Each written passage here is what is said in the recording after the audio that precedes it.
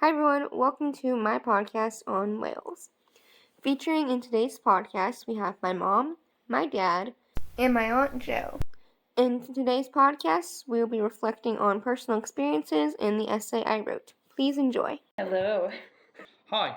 How are you doing today? I'm doing okay, thank you. Alright, we're going to start off with my mom. Alright, so from my understanding, you have studied abroad for college in England, and you were allowed to take like a week trip to a different country or a place in the UK. Yes, I did. So we were tasked to take a week to further kind of get to know a culture in the United Kingdom. And Wales is a country in the United Kingdom. I know you didn't grow up in Wales, but you grew up about 50 miles from there roughly. So can you tell us about the few times you went down there? Anything that was memorable?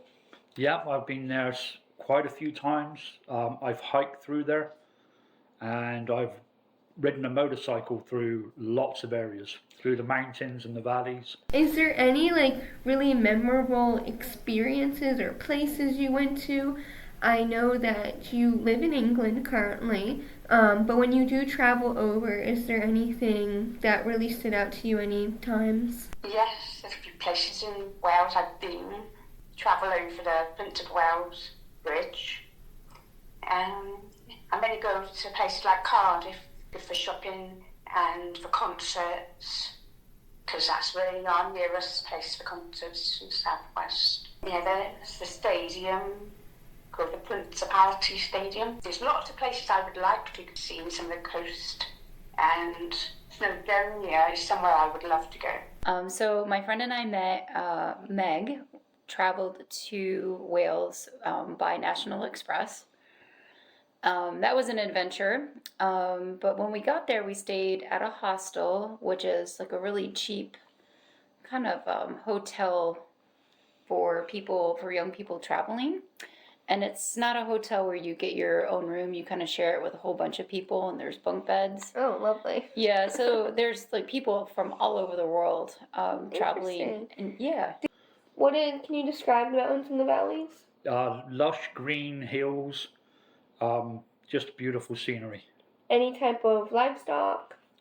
Sheep. And how does that differ from America? Because there's not a lot of sheep over here. Is cows the Welsh equivalent of sheep? No, sheep is the Welsh equivalent Oh, of that's cows. That's what I meant. Yeah. Does it look kind of like the country in America, or is it prettier? It would remind me of somewhere like West Virginia, if West Virginia wasn't covered with trees. Okay, there's not a lot of trees over there, is there? No. So, in my essay, I wrote about my cousin eating black pudding for the first time, and when she found out it was congealed pig's blood, she threw up all over the restaurant, all over the table, and the manager ended up kicking us out. What is your take on eating black pudding? I have never actually tasted black pudding. It doesn't look very appetizing. No, it doesn't. But I would like to try it once. But it's the thought of knowing what's in it, all the blood. Well, you're more adventurous than I am. You've got to try it once. Did you meet any cool people, more specifically Welsh people? I did. We got to know the owner of the hostel pretty well. Can you please describe the scenery? I know you were more in the city part, which means that you didn't get to see the countryside, but when you were on the National Express line, is there any cool stuff you saw, maybe cultural differences versus America and Wales? So you go through all these tiny little villages, and so the National Express, there's different bus depots along the way, so you kind of get to see the different villages when you're passing through. And a lot of the material that their buildings are made out of are stone or brick, so it's very different to the United States, where most of our buildings are made out of Wow, okay. Any knowledge you have? I know we did go on a trip to Wales when we were in England about 5 years ago. Is there anything you really can recall from that? Yeah, our visit to Tintern Abbey which is hundreds of years old and is now in ruins. But we had a good walk round there and we've seen some other castles. But I think Tintern Abbey is one of the coolest. And do you know any background information other than it being old? I don't remember. I remember one of the kings, I think it might have been Henry VIII, I think, took most of the valuable materials from that place, and that's why it's in ruins. Can you describe the scenery in Wales from what parts you've been to? It's different places in Wales. Whenever I go there, it rains. That's because of the location. You've got the border of England, and then you've got the sea, and Wales and Ireland. You've got the mountains and the beautiful coast, so you're going to get a lot of rain there. But the scenery is beautiful. Along you've got the industrial part, that's where I used to work. And there's other parts that are exactly the same as England, and you wouldn't know them in Wales. Yeah. The language. All the road signs are in both English and Wales. That's interesting. I met someone that speaks Welsh and English, but the accent's very difficult to understand. I bet. I'm sure some people of my podcast listeners, if I didn't have subtitles, they'd have a hard time hearing your accent too.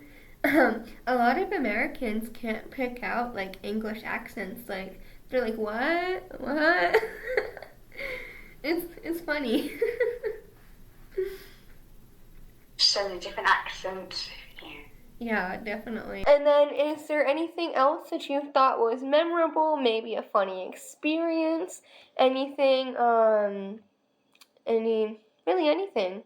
So when we went over to Wales, we had an assignment where we had to write a paper. We had to like learn more about a specific aspect of Welsh culture.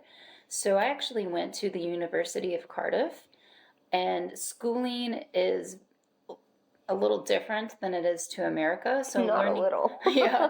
So learning how somebody goes from, kindergarten, what we call kindergarten, all the way to where you guys are in college is a very different experience. All right. Anything else you would like to add, Mother?